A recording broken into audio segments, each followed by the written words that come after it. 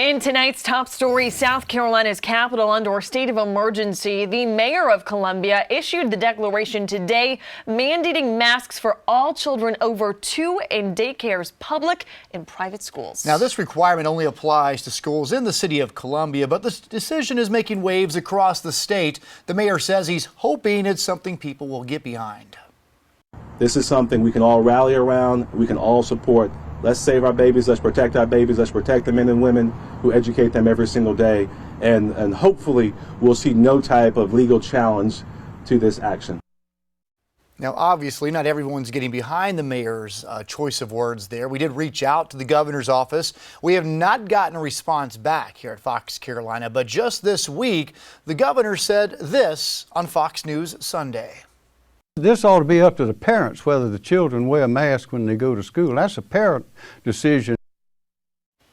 Now, as for the legal ramifications here, that might be coming. We did ask a constitutional law expert about them and what this could mean for the rest of the state. As you can imagine, there's a lot of districts and a lot of cities looking at this very closely. Fox Carolina's Matt Kaufax has more on the battle and what parents think about all of this. And Matt, I know there's been a lot of reaction on social media. Certainly a lot of moving parts here, Cody. One expert does tell me he's watching this very closely because what happens in Columbia could affect what might happen here. Parents tell me they just want their kids to be safe and properly educated.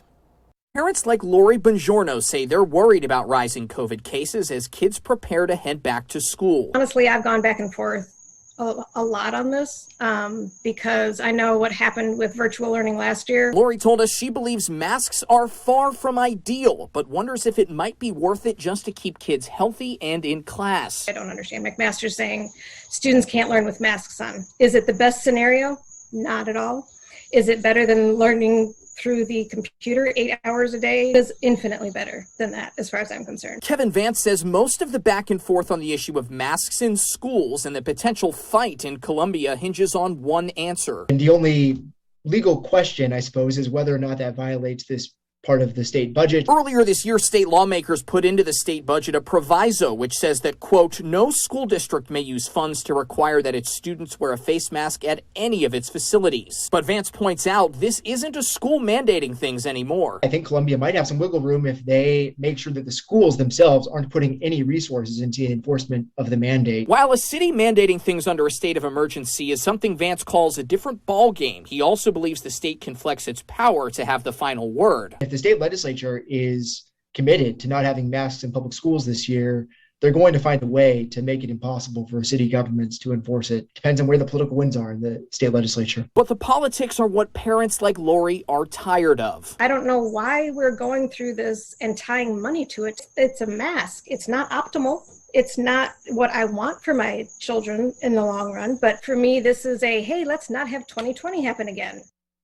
I'm sure a lot of parents can agree with that. Vance tells me that it's even possible, though, that lawmakers who don't want to see those mask mandates and who want to leave the choice up to parents, if they're really committed to this, he says, they might have to go back to the drawing board and create newer, clearer laws, especially if this situation escalates and this goes to the courts. Guys, back to you.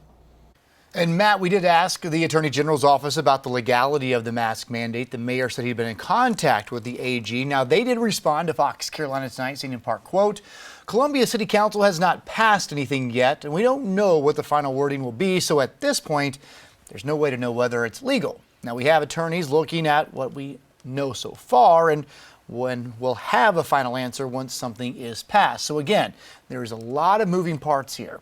Now, more than